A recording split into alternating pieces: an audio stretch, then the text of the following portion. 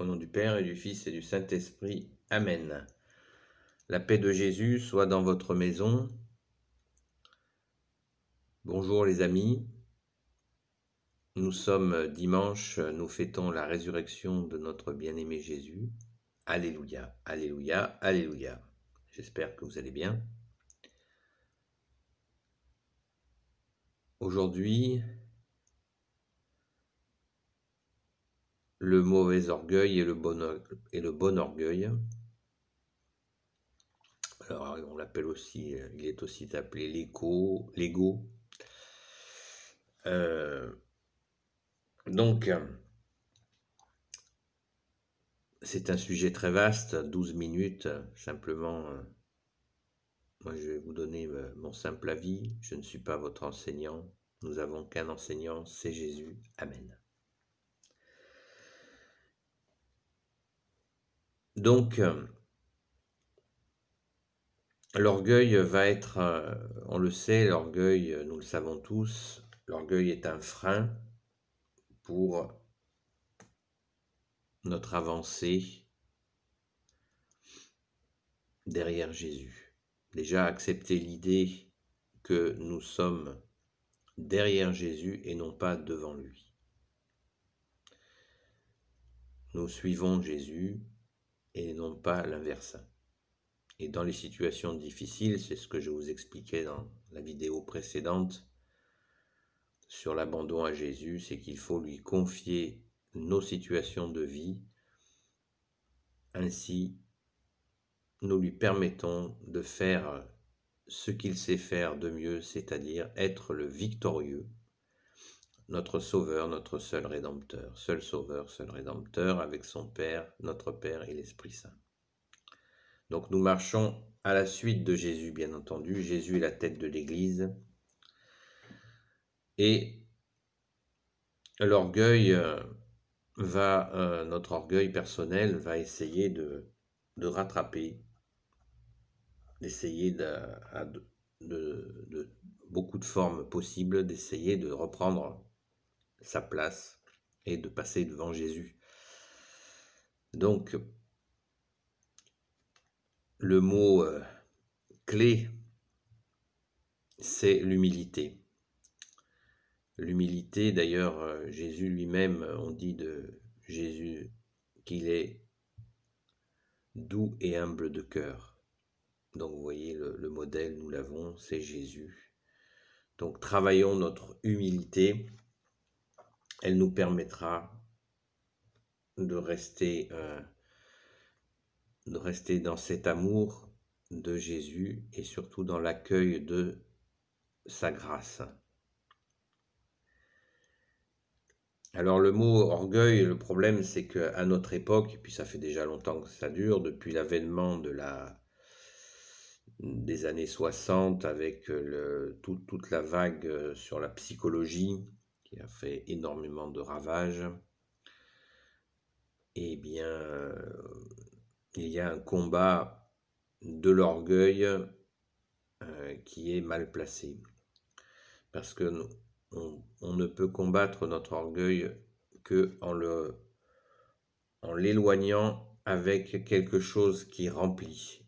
Et ce qui remplit, c'est Jésus. Si on chasse notre orgueil et on remplit de vide ou d'une théorie fumeuse, qu'elle soit psychologique ou philosophique, ce sera toujours une illusion, puisqu'elle sera un néant.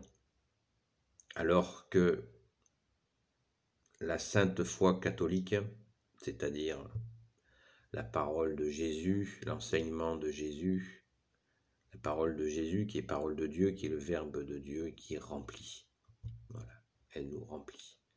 Et il n'est pas question de chasser son orgueil par du vide. Il faut que notre orgueil soit remplacé par l'amour de Jésus, qui nous apprend à aimer bien sûr, à l'aimer lui, Jésus, à aimer son Père, notre Père, à aimer l'Esprit Saint, à l'aimer, à cet amour du prochain que nous a commandé Jésus, mais en aucun cas on ne remplace cet orgueil par du rien, du vide. Ce serait même très dangereux. Parce que quand on joue à cela, ça peut être très néfaste. Parce que ça provoque plus de déstabilisation qu'autre chose. Alors que quand nous accueillons le seul Maître, Jésus, là, tout est fait par grâce et nous progressons en vérité, en esprit et en vérité, comme a dit Jésus. Donc, chemin d'humilité, suivre Jésus, chemin d'humilité, abandon, voir la vidéo précédente, et charité et vérité. C'est-à-dire que pour combattre, pour faire reculer cet orgueil en nous, n'oublions pas que nous sommes baptisés par le saint baptême catholique au nom du Père, du Fils et du Saint-Esprit, et que dans ce baptême nous sommes déclarés prêtres, prophètes et rois. Et comme nous sommes rois, non pas un roi dominateur, nous sommes des rois de service. Voilà, nous nous mettons au service, bien sûr, à l'écoute de Jésus, car il faut avoir du discernement. On ne sert pas n'importe qui, n'importe comment. Tout ça doit être encadré par notre Seigneur Jésus, la Sainte Vierge, Saint Joseph, et les saints qui parlent à votre cœur, avec Saint Michel Archange, Saint Gabriel Archange, Saint Raphaël Archange, et ses anges guérisseurs, et tous les anges qui servent Jésus. Donc nous servons. Et dans ce service, nous intégrons cette notion d'humilité. Et Jésus ne nous oublie pas. Parce que des fois, nous pouvons, dans ce service, imaginer que Jésus nous oublie, mais ça n'est pas du tout le cas. Là, c'est encore l'orgueil qui peut nous jouer des tours en nous faisant imaginer que Jésus nous a abandonnés, ce qui est bien sûr est un gros mensonge. Jésus ne nous abandonne jamais et il ne nous abandonnera jamais. Voilà. S'il y a une chose qui est certaine, c'est celle-là, bien sûr, et dès maintenant sur cette terre. Et tout le monde en général, le monde vous essaiera de vous faire croire le contraire. Mais ça n'est pas possible. Jésus tient ses promesses contrairement aux hommes. Parce qu'il est Dieu. Et Dieu ne se contredit pas. Alléluia. Voilà donc quelques pistes de méditation sur cet orgueil qui peut il peut aller jusqu'à nous faire fabriquer un mur entre nous et Jésus, bien sûr, et le bon Dieu, qui est Jésus, et son Père et l'Esprit Saint. Peut nous aider aussi à faire construire un mur face aux autres. Voilà, donc il peut arriver que nous ayons à briser ce mur. Si c'est un travail que nous pouvons avoir à faire, à casser ce mur pour justement accueillir dans nos cœurs notre bien-aimé Sauveur Jésus, notre Seigneur Jésus. Alléluia. Voilà, donc surtout ne pas se prendre la tête. Une chose simple, c'est de dire à Jésus que nous lui donnons cet orgueil. Que Jésus, je mets mon orgueil en toi. Voilà. Il est le bon berger et il sera, lui qui est notre seul enseignant, saura comment agir en nous de façon à ce que ça soit véritablement constructif et durable. Voilà.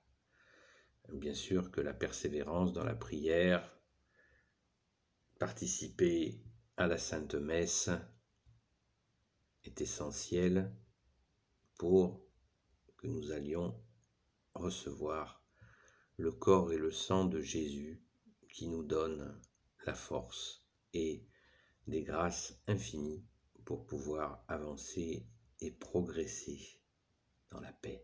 Voilà. Pas rechuter tous les quarts d'heure, on peut rechuter bien sûr. Jésus lui-même, dans son calvaire, a chuté à 3 reprises. Et nous pouvons chuter, mais Jésus nous relève. Voilà. Nous comptons sur lui pour nous relever et continuer notre marche derrière lui, dans la confiance, car il combat pour nous. Alléluia. Voilà les amis, quelques pistes, et surtout ne nous martyrisons pas le cerveau, laissons faire Jésus dans ce travail sur l'orgueil, et ne confondons pas non plus orgueil et le sel, car Jésus nous a dit que nous sommes le sel de la vie, donc nous avons une intelligence et nous avons le devoir de refuser les situations pourries en faisant agir notre sel. Voilà. Nous sommes salés par la grâce de Jésus. Jésus nous exhorte à être salés entre nous. Voilà, ne pas laisser la pourriture, la corruption, le mensonge s'installer dans nos situations de vie, de façon à honorer ce sel qui est en nous. Nous sommes le sel de la terre, a dit Jésus, et nous devons rester salés. Ne l'oublions pas non plus dans ce travail spirituel de la vie de tous les jours. Béni sois-tu, Jésus, au nom du Père et du Fils et du Saint-Esprit. Amen. Ô Jésus, toi qui peux tout et qui portes tout, je te confie toutes celles et ceux qui regarderont cette vidéo, ainsi que leurs amis, leurs proches, leurs familles.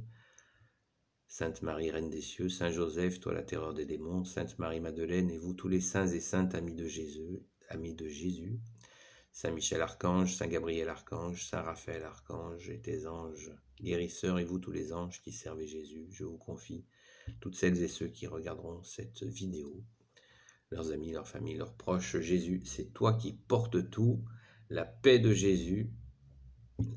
Jésus, c'est toi qui peux tout et porte tout. La paix de Jésus soit dans votre maison. À bientôt les amis.